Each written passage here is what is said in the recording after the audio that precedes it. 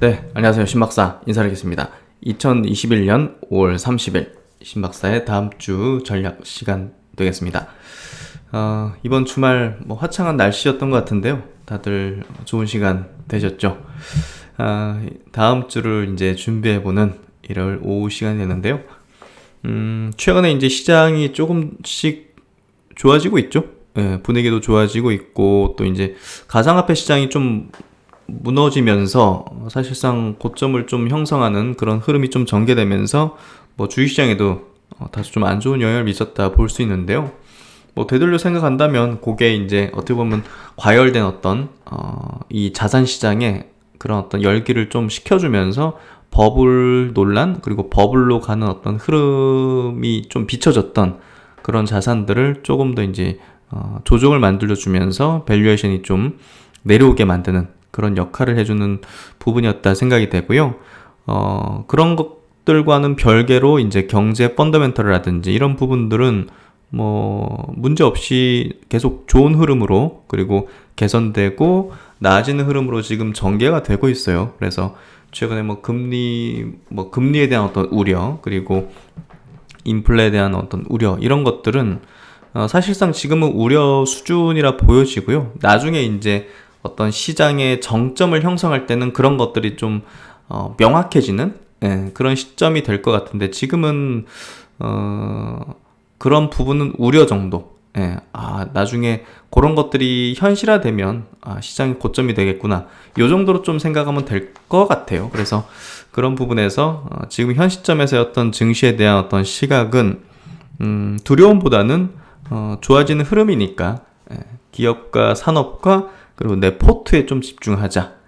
지수만 왔다 갔다 하는 거에 대해서 너무 지금 갈팡질팡 할 필요는 없다. 이렇게 저는 결론을 내리고 전략을 가지면서 지금 시장을 좀 대하고 있고요. 그런 내용들을 한번 좀 얘기를 드려보도록 할게요. 이번 시간에는요, 그 위안화 이제 위안 달러죠. 위안화 강세가 지금 가파르게 좀 진행되면서 사실 이게 국내 수출주에도 굉장히 우호적인 영향을 미치거든요. 그래서 대표적인 수출주가 화학, 철강도 있기도 하지만 반도체라든지 자동차라든지 이런 방향의 어떤 제품들도 이제 국내 대표 수출주이기 때문에 우호적인 영향을 미치는 그런 부분이다 볼 수 있고요. 그런 내용 한번 짚어보고 또 이제 셀트론 그룹주 3사에 대해서 이제 공매도를 한번 체크해 볼게요. 공매도가 최근에 헬스케어는 좀 많이 줄어들었고 셀트론은 조금 늘어나기도 했는데 그 추이를 좀 보면서 또 새로운 뉴스에 대해서도 한번 체크해보는 그런 시간을 가져보고요. 또 이제 최근에 제가 성장주 말고 어떻게 보면 이 음식료 업종에 대해서 제가 포트폴리오 관점에서 이거 사이클이 좀 도래했다는 얘기를 드렸잖아요. 6년 만에 이제 사이클이 도래했는데 하반기에는 이 가격 인상에 대한 사이클이 좀 전개될 걸로 예상이 되고요.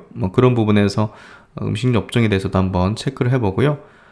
또 마지막으로 이제 의료 패러다임 미래 3.0에서 앞으로 이제 의료 패러다임이 어느 방향으로 가는지 그리고 어떤 트렌드에 의거해서 또 이제 관련주들이 있는지 그것도 간략하게 좀 짚어보는 이런 시간도 한번 같이 가져보도록 하겠습니다.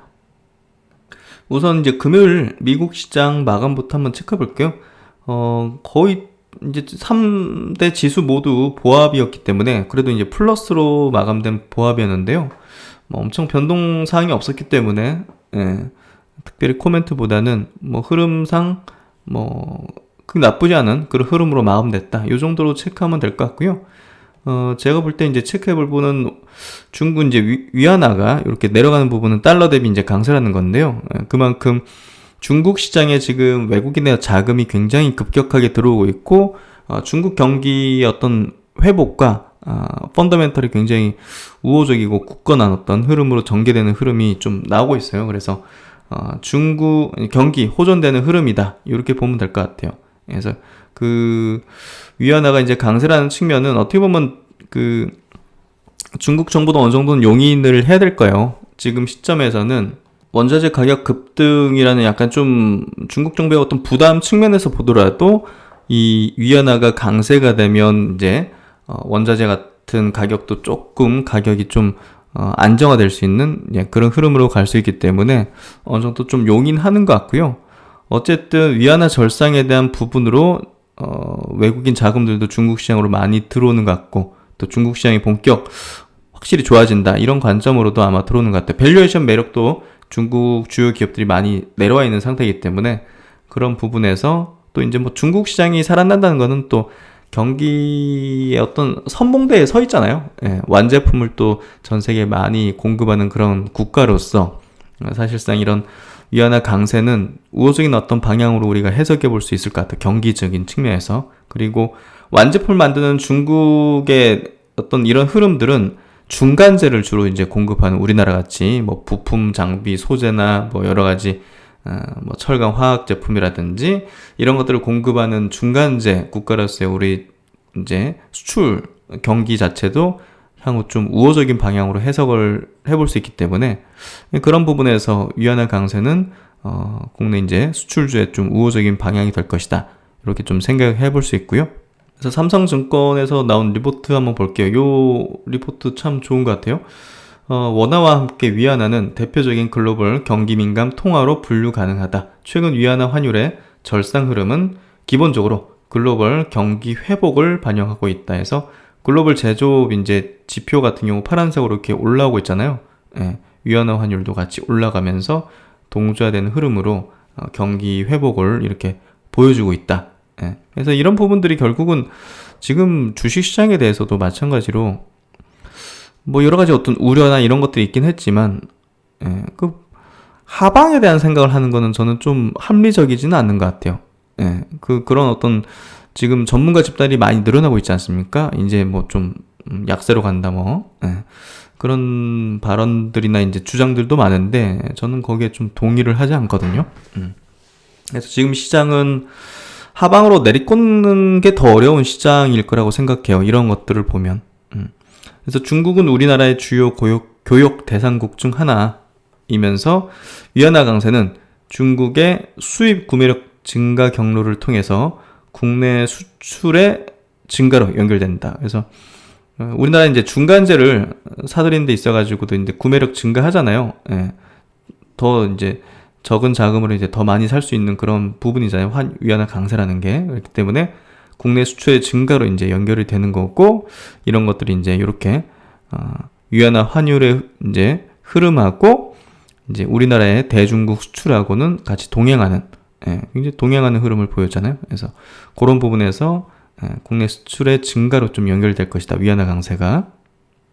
그래서 이제 대중 수출 의존도가 높은 만큼 위안화 강세는 국내 이제 기업 실적 개선과도 이제 유관돼 있고요. 이제 반도체 경기 이제 메모리 이제 사이클이죠. 그런 것들하고 좀 연계된 흐름이 좀 전개돼 왔죠. 향후에, 과거에. 그래서 그런 부분에서 이런 어떤 동행되는 흐름들, 그리고 지금 이렇게 동조화된 흐름들이 결국은 국내 증시의 대표 수출주들의 실적 개선하고도 같이 동조화될 것이다. 그래서 삼성전자, 현대차 그룹주 이런 것들이 좀 쉬었잖아요. 근데 그런 것들이 쉰 거지. 이 삼성전자가 뭐 꺾일 리도 없고 현대차 그룹주가 뭐 지금 밸류에서 꺾인다. 사실 좀 저는 제 이제 그 주식의 어떤 경험상, 노하우상 맞지 않거든요. 그래서 그런 부분에서 이제 제가 볼 때는 최근에 좀 쉬어줬고 잘 조정을 받았고 밸류에이션 조정도 잘 됐다. 이렇게 좀 해석이 되는 거죠. 그래서 중국 내 이제 원자재 가격 급등이 이제 진행되고 있지 않습니까? 그게 이제 좀 문제가 되는데, 왜냐면 그게 시차를 두고 소비자 물가로 이제 연결되잖아요. 소비자 물가가 높아지는 거예요. 그러니까 생산자 물가가 이렇게 높아지면, 급등하면, 당연히 그 다음 연이어서 소비자 물가로, 급등으로 이제 연결되기 때문에, 중국 정부 입장에서도 이제 위안화 강세가 어느 정도 필요한 시점이라는 판단을 했을 거라 보여지고, 이런 부분에서 최근에 그런 것들을 그냥 용인하는 수준이 아닐까 싶어요. 그래서 생산자 물가의 가파른 상승세는 결국 소비자 물가의 상승으로 연결되고, 인플레이션에 대한 통제가 어려운 이런 어떤 이머징 국가가 이게 제일 어려운 거죠. 인플레이션 통제가 어렵기 때문에 이런 부분들이 이제 경제에 굉장히 좀 어려운 어떤 상황을 만들게 되는데요. 이머징 국가 이제 이런 특성을 고려하면 중국 정부 측에서는 인플레이션의 사전적인 관리가 필요하다. 이 역시 위안화 강세 당위를 지지하는 요인이다 해서 생산자 물가가 이렇게 막 빨간색으로 푹 튀니까 소비자 물가 지수도 이제 겁이 나는 거죠. 겁이 날 수밖에 없고. 그래서 이제 이런 위안화 강세 시기에는 통상적으로 이제 필수 소비재, 경기 소비재, 산업재, 소재 섹터가 지수 대비해서 또 좋은 수익률을 내는 경향이 과거에 있어 왔고요. 보시면 이제 위안화 환율하고 국내 섹터별 상관관계를 보면 코스피 지수 자체는 0.74 정도의 어떤 상관도를 보이는데 요 지수보다 더 높은 아웃퍼폼하는 그런 어떤 이제 섹터군이 필수 소비재 같은 거, 필수 소비재가 이제 필수로 필요한 거잖아요. 그러니까 이제 예를 들면 뭐 먹는 거, 음식료라든지 뭐 우리 뭐 이제 의료 같은 거, 유틸리티라든지 뭐 통신 쪽 이런 쪽이 이제 필수 소비재라 볼 수 있고, 경기 소비재는 경기 좋아질 때 이제 많이 쓰게 되는 그런 소비재죠. 뭐 대표적으로 우리 레저나 호텔 뭐 이런 것들 비롯해 가지고 뭐 가전 뭐 이런 것도 이제 당연히 그러겠죠. 스마트폰 뭐 이런 것들. 그래서 경기 소비재가 이제 그런 거, 산업재는 뭐 화학, 철강 이런 거로 보시면 될 것 같고, 소재랑. 그래서 이런 어떤 섹터군들이 이제 좋아지는 어떤 부분이다. 그래서 이제 수출주들의 어떤 위주, 그리고 뭐 대중국 관련된 뭐 그런 기업들, 섹터주, 그런 것들이 좀 좋아질 거고요. 화장품 같은 것도 포함되겠죠. 자동차 화장품. 그래서 이제 위안화 강세가 어떻게 보면 이머징 마켓에 대한 다시 이제 우호적인 시각을 만들어낼 수 있지 않을까 하는 생각이 드는데요. 이런 이머징 마켓에 대한 전반에 대한 우호적인 시각이 확산될 경우 외국인 투자자들도 유입 반전할 수 있다고 판단된다. 그래서 외국인 자금이 이제 국내 시장에도 들어오는 게 중요하다고 제가 이제 계속 강조를 드리고 있지 않습니까? 그래서 지난 금요일 날 그래도 이제 플러스로 수급이 좀 들어왔고, 그게 이제 현대차 그룹주에 집중이 됐었죠. 6천억이 넘는. 그래서 위안화 강세의 어떤 기조도 아마 이제 그런 것들에 좀 영향을 미친 게 아니었을까 하는 생각이 드는데요. 지금 외국인들 입장에서도 올해부터 주구장창 뭐 이제 자동차, 반도체 쪽을 주구장창 팔았거든요. 근데 이거를 이제 자동차를 사들이기 시작했고, 반도체 쪽도 이제 사들이기 시작하면 어찌됐든 시장 코스피가 다시 재돌파시키는, 신고가를 재돌파하는 그런 기조가 될 것 같은데, 이번 위안화 강세의 어떤 흐름 자체는 이렇게 될 수 있는 가능성을 지금 좀 보여주는 것 같아요. 그래서 지난 금요일 날 자동차 업종에 대한 외국인 집중 매수세와 급등은 굉장히 의미가 컸고요. 이런 6월달은 좀 좋아질 거라는 어떤 시각에 조금 더 확률을 좀 높여줬던 것 같고, 이제 반도체가 좀 움직여주는 게 굉장히 중요할 것 같아요. 그러면 전반적인 증시의 이제 우호적인 어떤 방향에 의거해서 여러 섹터들이 또 빠르게 순환매하면서 움직임을 보여줄 거고, 뭐 최근에 바이오도 많이 강조드렸지 않습니까? 바이오도 많은 종목들이 바닥을 좀 형성하는 그런 흐름들이 좀 전개되고 있었고, 그런 것들이 또 우호적인 어떤 흐름이 될 수 있겠죠. 그리고 이제 음식료 업종에 대해서 제가 이제 최근에 많이 강조를 드리고 있는데요. 사이클이 도래했다는 어떤 표현을 하고 있죠. 6년 만에 상승 사이클이 도래했다, 이렇게 생각되는데요. 컨택트와 가격 인상, 이제 키움증권에서 나온 이제 산업 리포트인데 괜찮은 것 같아요. 외식 수요가 회복하고 있죠. 내식 수요는 좀 둔화하는 속에서 이 누적된 곡물가 상승, 뭐 밀, 옥수수, 뭐 콩, 뭐 이런 가격들이 또 엄청나게 이제 급등했죠. 그래서 이런 것들의 상승이 음식료 업체들의 실적에 이제 영향을 주기 시작했죠. 실적이 안 좋게 나갔죠. 판매 가격은 못 올렸는데 뭡니까? 원자재 가격이 이렇게 막 급등했어요. 그러니까 이제 이런 것들을 가격에 반영을 해야 되는 그런 사이클이 도래했다. 인플레이션 사이클인데요. 어쨌든 실적 안정성이 높은 이런 음식료 업체들의 이익 결정 변수가 매우 크게 변하고 있고, 또 이제 지금 코로나 이제 완화되는 그런 기조 흐름 속에서 뭐 음식료 업종 중에서도 뭐 수출을 많이 하는 그런 기업들의 또 실적도 개선되는 그런 흐름이 좀 되는 것 같고요. 필수 소비재라는 또 업종이라는 가면에 숨겨졌던 그런 감춰 있었던 진정한 실력이 드러날 시간이 다가오고 있다. 결국은 이제 가격 인상의 사이클이라고 좀 볼 수 있는데요. 이런 부분에 대해서 이 리포트 요약된 부분을 간략하게 좀 볼게요. 하반기 전망에 대한 부분인데, 외식 비중 정상화 과정 지속 전망된다. 사람들이 코로나를 별로 무서워하지 않는 것 같다. 코로나 공포에서 탈출한 사람들은 외부 활동을 재개하였고 백신 접종 기대감이 더해지면서 소비 심리도 반등하고 있다. 언택트 국면에서 수혜를 받던 내식 수요는 둔화하고 있고 외식 수요가 강하게 회복되고 있다. 따라서 하반기에도 음료, 주류, 식자재 유통 업체들의 실적 개선이 지속될 것으로 전망된다. 이런 업체들 좀 주목을 해야 될 것 같고요. 가격 인상 사이클 전개 가능성에 주목을 해야 된다. 이러한 수요 변화 속에 누적된 곡물 가격 상승이 음식료 업체들의 실적 가시성을 크게 훼손하고 있죠. 주요 식품 업체들의 가격 인상에 나설 가능성이 높아지고 있는 셈이다. 다만 가격 인상 시점을 정확하게 예측하기가 좀 어렵죠. 근데 이런 것들이 이게 바로 결국은 호재의 불확실성이잖아요. 네, 그러니까 오히려 그 가능성이 있다고 판단되는 그냥 시점이면 그냥 빠르면 빠를수록 좋은 거죠. 투자하기에. 네, 무슨 얘기인지 아실까요? 이런 것들이 시점이 이제 정확하게 예측될 것 같은 그런 구간대로 들어가면 이미 주가들은 올라 있잖아요, 보통. 네, 그 기대감들이 반영돼서. 그러니까 불확실한 그 시점에서 투자하는 게 맞는 거죠. 근데 언젠가는 가격 인상할 수밖에 없다는 거를 전제로 깔고.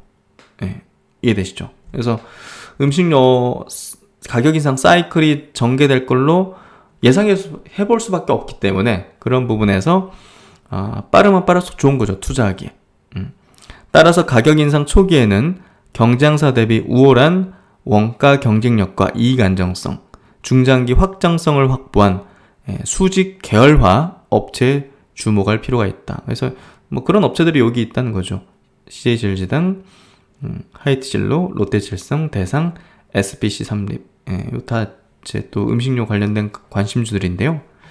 어쨌든 원재료 투입 단가 상승 초기에 다양한 사업 포트폴리오와 캐시카우를 바탕으로 리스크를 분산하고 비교적 강한 마진 방어력을 보일 것이며 중장기 이익 레벨 확장 측면에서도 경쟁사 대비 유리한 입지를 가지고 있기 때문이다. 좀 긴 호흡으로 봐야 돼요. 음식료 업종은 막 단기 그런 걸로 보는 게 아니죠. 그래서 점진적으로 가격 인상이 반영되면서 실적이 개선되는 그런 사이클을 노리는 전략이기 때문에 굉장히 중장기적인 어떤 관점에 전략을 가지고 들어가야지 단기적인 어떤 관점은 절대 아니라는 것을 좀 유념하셔야 될 것 같고요. 향후 가격 인상 전개 속도에 따라서 이제 오버웨이트로 투자경 상향을 검토할 것이다. 시장률, 수익률 상회죠. 지금 현재는 중립이다. 이게 이럴 때 투자를 하는 거죠. 이미 이때는 가격이 올라 있을 텐데. 그래서 음식료 업종 최소 선수로 CJ제일제당을 제시한다. 내식 수요 둔화 속에서도 전 사업부에서 가격 정가력을 발휘하며 안정적인 이익 성장을 지속할 전망이다. 또한 하반기 외식 수요 회복으로 인한 수혜주로 하이트진로, 롯데질성을 제시하고 가격 인상 초기 사이클 진입에 따른 수혜주로 대상, SBC 삼립을 제시한다. 이거 딱 맞아요. 이런 기업들, 저는 이런 기업들 조심스럽지만 사놓으면 크게 손해볼 일 없을 것 같다. 왜냐하면 가격 인상 초기 사이클에 진입하는 거니까요. 그래서 그런 부분에서 음식료 업종에 대한 투자 전략은 저는 조금 긴 호흡으로 굉장히 리스크가 낮은 투자라고 생각을 합니다. 그래서 그런 부분들을 한번 체크해 보시면 좋을 것 같아요. 그리고 이제 셀트리온 관련된 얘기로 좀 들어가 보도록 할게요. 셀트리온의 이제 공매도를 한번 체크를 해보도록 할게요. 그리고 이제 셀트리온 시세 그룹주 3사를 한번 체크해 보면요. 사실 저는 지금 지점 부근은 거의 저점을 만들고 있는 지점이라고 봐요. 그래서 크게 리스크 없는 지점이라고 보고요. 그리고 지금은 왔다 갔다 하는 거에 대해서 너무 이제 개념치 마시고 지금 부근은 굉장히 리스크가 낮아져 있는 지점이고 그런 구간이다. 이렇게 좀 보시면 되지 않을까 싶고요. 셀트리온 헬스케어도 마찬가지로 저점은 확인했다 저는 봅니다. 그래서 중장기 평선도 여기에 툭 밀어 올리면서 올려섰고 또 이제 금요일날 요거를 잘 소화하는 물량 소화하는 그런 흐름이 좀 봉 모양상 전개된 것 같고요. 셀트리온 제약도 여기서 여기 부근에서 이제 저점을 좀 형성하는 그런 형태가 되고 있는 것 같아요. 만약에 여기서 이제 뭐 외적인 요소, 지수가 막 뭔가 급락했다든지 미국이나 이런 데서 막 악재가 팡 터졌다든지 해가지고 빠지면 그때부터는 진짜 강력한 기회라고 봐요. 이때부터는 여기서 더 확 밀리는 흐름이 전개된다면 뭐 모르는 거니까 그러면 이제 그거는 강력한 기회라고 봐요. 그때는 저가 매수를 강력하게 좀 단행할 필요가 있다고 생각해요. 아마 공매도들도 그 쇼커버하는 어떤 물량들을 그때는 굉장히 강력하게 아마 들어오지 싶은데요. 어쨌든 합병을 앞두고서 셀트론 헬스케어는 지금 공매도 수량을 굉장히 낮춰놨거든요. 공매도 한번 보죠. 셀트론 헬스케어 이제 공매도 최근에 추이인데요. 지금 5월 26일자로 88만 주까지 잔고 수량을 낮춰놨어요. 쇼커버를 엄청나게 한 거죠. 그래서 지금 잔고 금액이 작년에 이제 제가 영상을 찍으면서 3천억 막 4천억 왔다 갔다 했잖아요. 공매도 잔고 금액이 지금은 1천억 원 수준입니다. 그래서 이 정도면 굉장히 낮은 수준이에요. 다른 기업들 대형주 대비해서도 많이 낮은 수준이기 때문에 공매도 측에서 굉장히 이거는 대부분 이제 나가는 흐름이다 이렇게 보면 될 것 같아요. 그래서 작년 이제 5월 달만 보더라도 300만 주, 그래서 2천억, 뭐 3천억 이렇게 왔다 갔다 했었잖아요. 근데 지금 그때보다 한 3, 4분의 1 정도 낮춘 80만 주 정도까지 내려왔고 최근에는 급격하게 쇼커버를 많이 한 거잖아요, 지금. 그래서 이런 부분들이 결국 합병 앞두고서 어느 정도 저점 찍었다. 합병 앞두고서 쇼커버를 위한 어떤 주가를 좀 누른 측면도 있지 않았을까 하는 생각도 드는데요. 그건 뭐 제 생각일 뿐이니까. 어쨌든 합병을 앞두고서 저점을 찍었다고 판단되고요. 하반기에는 그런 모멘텀들이 있고 또 펀더멘털적인 어떤 부분에서도 그 고농도 휴미라 바이오시밀러의 어떤 출시 자체가 사실 램시마 SC보다는 더 강력하다고 볼 수밖에 없거든요. 그리고 레키로나보다도 현 시점부터는 더 강력한 모멘텀이 될 거예요. 결국은 레키로나 모멘텀은 작년이 가장 컸고 기대감이 이제 주가에 반영되는 게 가장 컸고 올해는 레키로나 이제 수출은 하면 그래 잘했네 이런 어떤 반응일 거라 보고요. 주가에서 올해는 이제 레키로나 이제 그 유플라이마 그 부분이 조금 더 모멘텀 측면에 크지 않을까 싶거든요. 주가 측면에. 그래서 그게 좀 이제 하반기에 좀 기대되는 그런 흐름이 아닐까 싶은데요.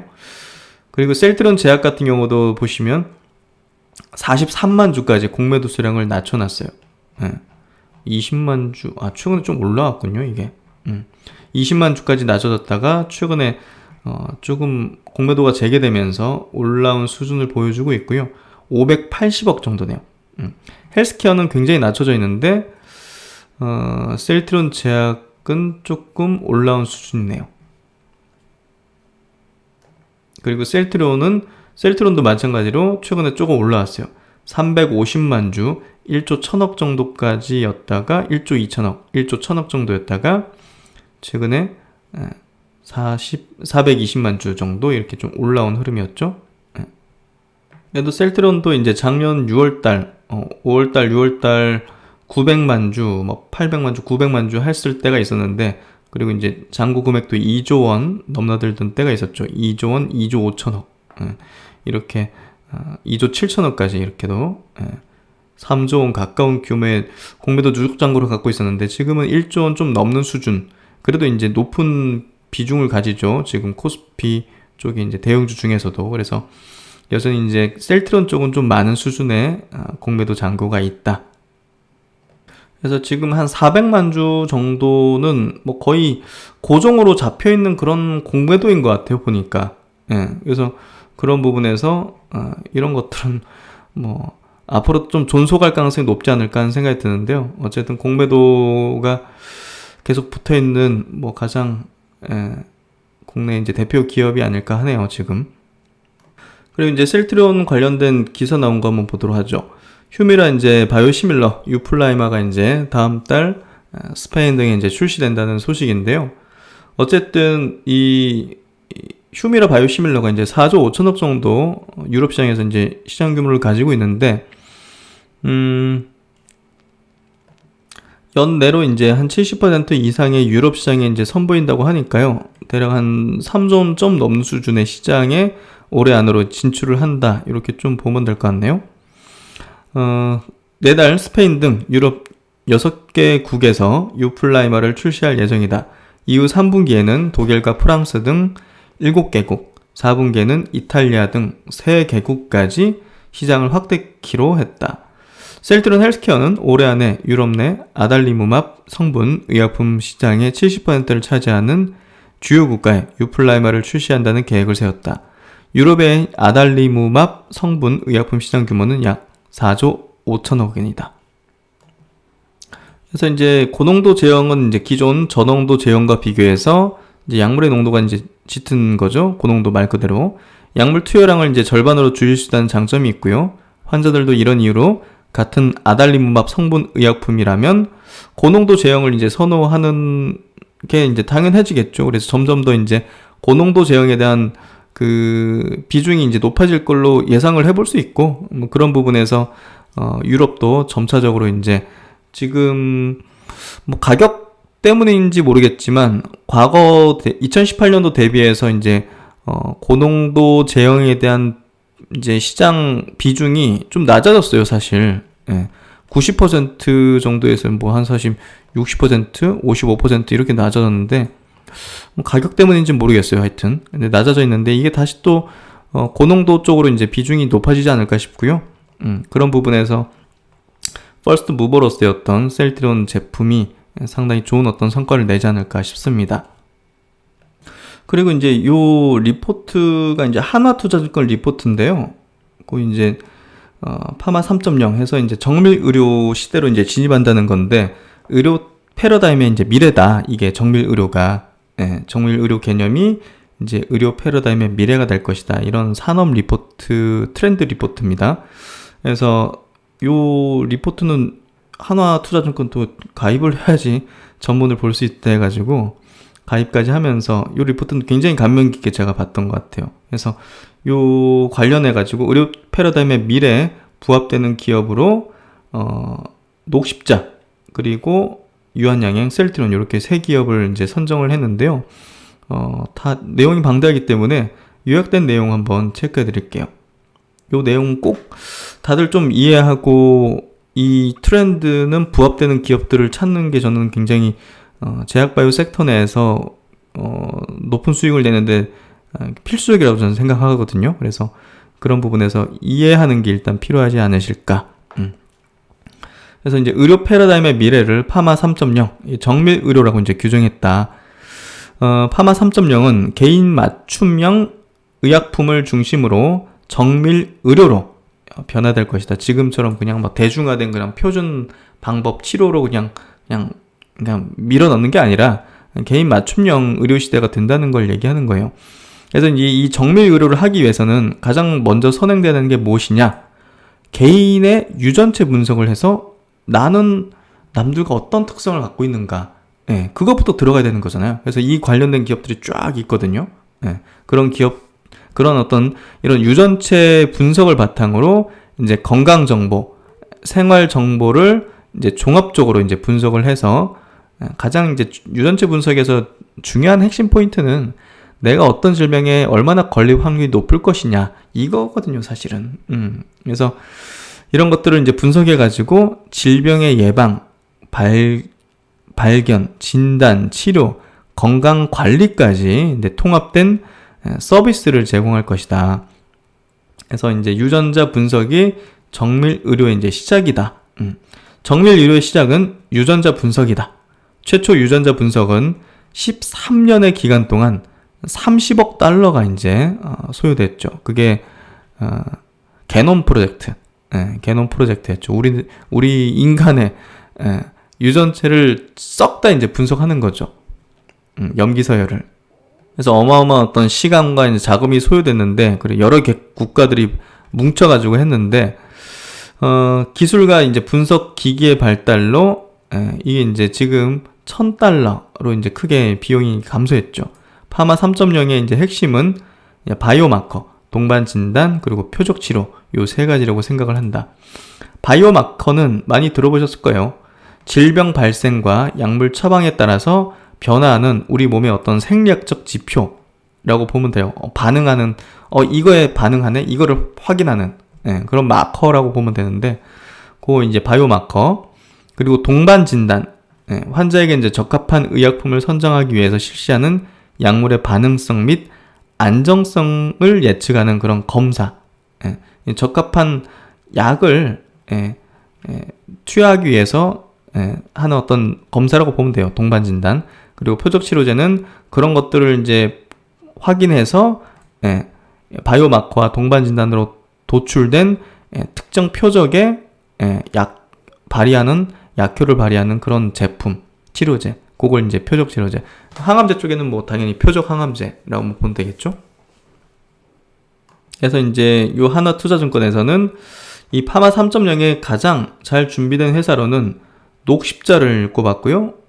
두 번째는 유한양행, 세 번째는 셀트론으로 이제 꼽았습니다. 바이오 의품 시장은 지속적인 성장이 예상되고 바뀐 의료 패러다임 속에서도 이 바이오 의약품은 더 성장할 것이다. 첫 번째, 연구 개발 중인 바이오 의약품이 증가하고 있고, 두 번째, 임상 성공 확률이 높아서 승인되는 신제품도 늘고 있고, 세 번째, 블록버스터 항체 의약품의 특허 만료로 바이오 시밀러가 확대되고 있고, 네 번째, 바이오 의약품 CMO, CDMO가 성장하기 때문이다. 그리고 이제 백신에 대한 얘기도 좀 하는데요. 백신 접종은 아직 갈 길이 멀죠. 지금 대부분을 이제 선진국이 차지를 해가지고 아직은 전 세계 인구 78억 명 중에서 7.7%만 접종돼서 속도가 되게 느리고요. 굉장히 오랜 기간 동안 이쪽은 화두가 될 것 같아요. 백신을 수급하고 또 백신을 개발하고 또 위탁 생산하는 이런 어떤 이제 이슈 같은 거는 상당히 오랜 기간 동안 또 화제가 될 거라 보여지고요. 그리고 이제 mRNA 이제 메신저 이제 RNA 요걸로 기술로 개발된 세계 최초의 이제 백신 제품이 이제 모더나 화이자께 나와가지고 지금 상용화 돼가지고 많은 사람들에게 접종이 되고 있고 검증이 되고 있는 상황이죠. 그러다 보니까 이 기술 기반으로 백신을 개발하는 그리고 치료제를 만드는 그런 임상의 모멘텀, 기술을 갖고 있는 기업들에 대한 모멘텀이 굉장히 커지고 있어요. 이거 괜찮네? 이 굉장히 획기적인 기술인데 아직 상용화된 게 없어가지고 미기적거리고 못 믿었는데 이거 보니까 지금 모더나 화이자가 만든 mRNA 기술 기반의 백신을 보니까 코로나 백신을 보니까 굉장히 좋네. 방어력도 90% 넘고. 그래서 뭐 보관, 운반 이런 것들이 이제 어려운 부분이지만 효능은 괜찮네. 해가지고 지금 많은 이제 기업들이 이쪽 기술 기반으로 이제 개발을 하려고 하고 있고 또 이제 국내 이제 많은 기업이 또 요거 관련해서 CMO를 지금 이렇게 하고 있죠. 계약을 맺고. 근데 이제 정부 단에서는 지금 요 mRNA 기술 기반의 백신을 개발하는 걸 지원하기 위해서 굉장히 좀 높은 관심을 가지고 있고 또 컨소시엄을 형성하고 있다고 이제 보여지죠. 그래서 mRNA 관련된 요 기술에 대한 보유 기업들에 대한 관심도는 상당히 좀 높아질 걸로 예상이 돼요. 그래서 이 부분은 제가 바이오 섹터 내에서도 좀 많이 강조를 드렸는데요. 이 포인트는 좀 짚어보실 필요가 있다. 그래서 국산 백신 개발 지원을 위해서 정부에서는 임상 허가 지원책을 검토를 하고 있고 강력하게 좀 미는 것 같아요.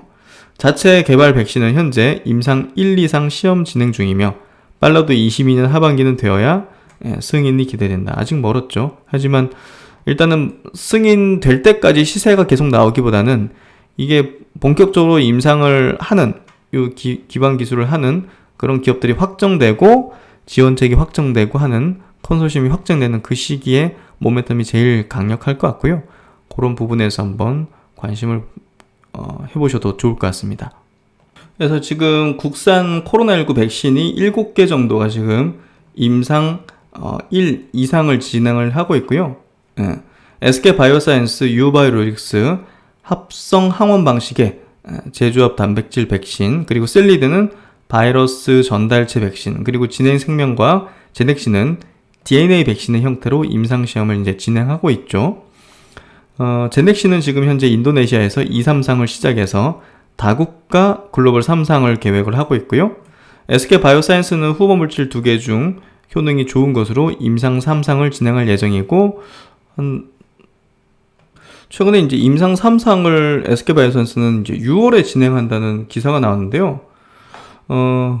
최근에 뭐 세피라는 기관으로부터 이제 2천억을 지원받는다 이런 소식까지 나오면서 아마 임상 진행 속도가 굉장히 좀 빨라지는 것 같아요. 그래서 내달 말, 6월 말에 이제 임상 3상에 진입한다 이렇게 좀 이제 학술에서 이제 발표를 한 그런 내용도 있죠. 그리고 이제 제넥신 같은 경우는 그 인도네시아 제약사 칼베 파르마와 이제 코로나19 백신 후보 물질 1,000만 회 분을 성공급하기로 이제 합의를 했죠. 그래서 2, 3상 임상시험 비용을 뭐 계약금으로 대체했다 해가지고 뭐 주가가 튀긴 했지만 좀 되밀리는 그런 흐름을 보였는데요. 그리고 이제 국내에서 임상 3상을 사실 2, 3만 명 대상으로 뭐 무방비 이제 코로나19 노출되는 그런 방식으로 이제 미국이나 이제 그런 데처럼 하기는 어렵잖아요, 사실.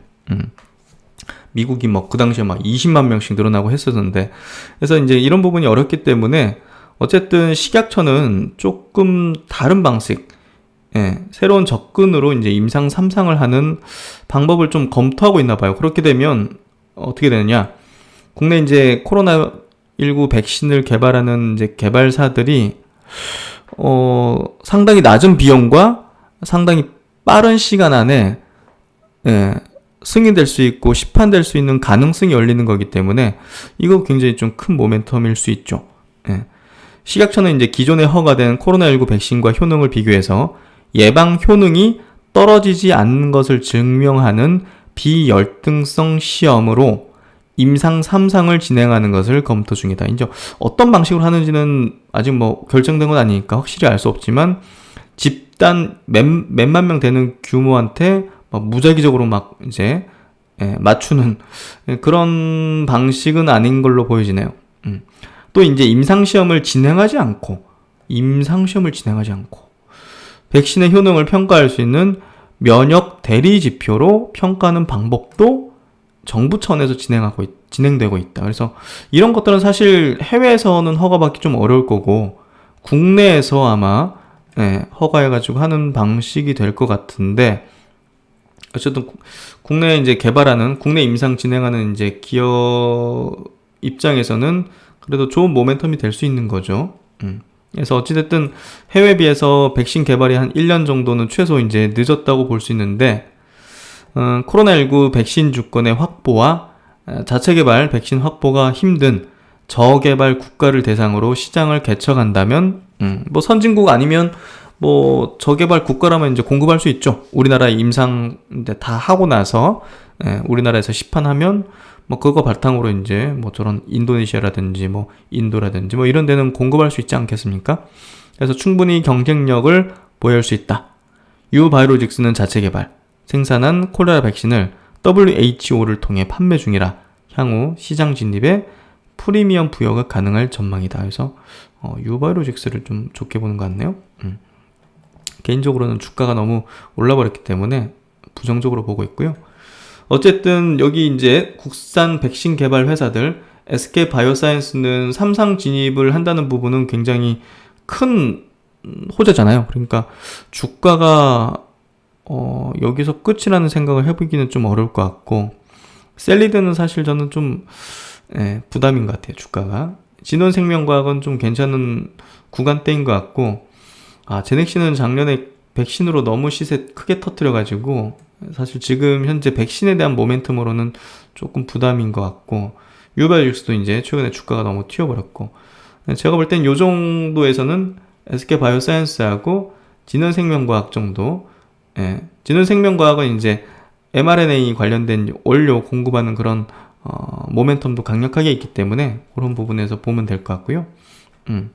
이 정도도 한번 체크해보는 게 필요할 것 같습니다. 그래서 이제 코로나19 백신 접종률을 보면요, 진한 부분이 이제 인구 100명당 백신 접종 횟수가 많은 국가인데요.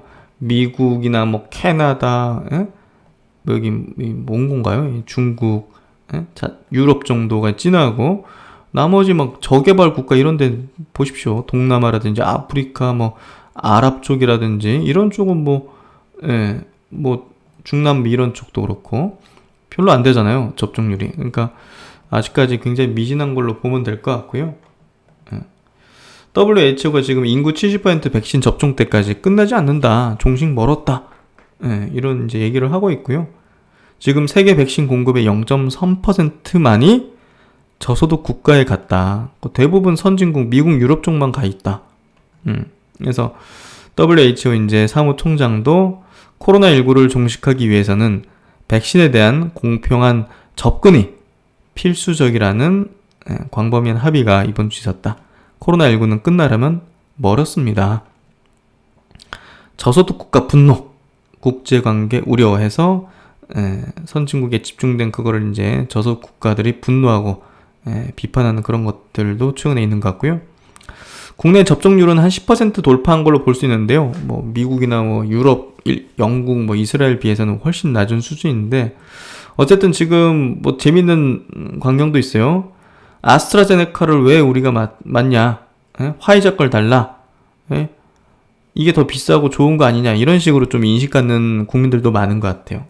그만큼 이제 mRNA, 그 이제 백신이 효능이 되게 좋다는 것도 알려져 있고 부작용도 이제 아스트라제네카 거보다 좀 적은 걸로 좀 알려지다 보니까 국민들도 이런 반응들이 있는 것 같은데 어쨌든 백신 개발에 대한 정부 의지는 굉장히 좀 강력한 것 같고요. 뭐 그런 부분에서 이 백신 모멘텀이 이게 저는 사실 좀 해외에서 이제 만들어 버렸으니까 사실 좀 줄어들 줄 알았는데 그게 이제 저개발 국가나 국내 같은 경우는 사실 좀 낮은 접종률 그리고 그걸 외교적으로 지금 미국은 쓰고 있는 거잖아요 지금. 그런 부분에서 자체 개발에 대한 의지는 계속 이어질 거라 보는 것 같아요. 그래서 백신 개발 모멘텀은 뭐 유효하다 이렇게 좀 현재로서는 볼 수 있을 것 같고요. 네, 하여튼 뭐 이번 다음 주에 대한 전략은요 좀 우호적으로 바라보고 싶네요. 그렇게 될 것 같고 그리고 위안화 강세의 어떤 흐름 자체도 국내 증시에 좀 우호적인 방향으로 작용되는 것 같고요. 그래서 한 증권사 리포트 이제 그 서문에 있는 내용인데 한번 가져와 봤어요. 더 파티 위드 신데렐라에서 유동성과 실적 개선이 어우러진 파티는 여름의 태양처럼 더 뜨거워질 기간이 남아 있습니다. 아직은 파티장에서 접시를 뺄 때가 아닙니다. 주식시장을 힘들게 했던 시중금리는 예정된 물가 상승을 미리 반영하고 일정 기간 안정된 흐름을 이어갈 것입니다. 주식시장이 상승하고 있지만 주식시장 참여자들은 아직 차분해 보입니다. 다만 파티가 계속되면 밸류에이션 버블 등 과열을 수반할 수 있기 때문에 파티장에서 빠져나올 시점을 판단해야 합니다. 신데렐라는 요정에게 파티에서 빠져나올 힌트를 얻었습니다. 코비드19 이후 주식시장 상승의 트리거는 유동성 확대와 매력적인 밸류에이션이었다는 점에서 주식시장의 변동성 확대는 할인율 상승과 글로벌 통화정책 변화에서 출발할 가능성이 높습니다. 파티의 시작이 유동성이었기 때문에 페드의 변심이 요정이 말하고 싶은 힌트가 아닐까요? 그래서 여기 증권사에서도 결국 이제 금리 상승 그리고 테이퍼링 확실한 어떤 기조가 나올 때가 아마도 시장이 변화되는 그런 어떤 시점이 아니겠는가 이렇게 좀 얘기를 하는 것 같네요. 그러니까 아직은 파티장에서 나올 때가 아니다 이 얘기를 하는 거죠. 그래서 시장 여전히 좋은 흐름이 될 것이다 이렇게 좀 생각을 하고 있고요. 네, 하여튼 1월 마무리 잘하시고 다음 주 또 화이팅 하도록 하겠습니다. 네, 신박사 다음 시간에 또 뵙도록 하겠습니다. 감사합니다.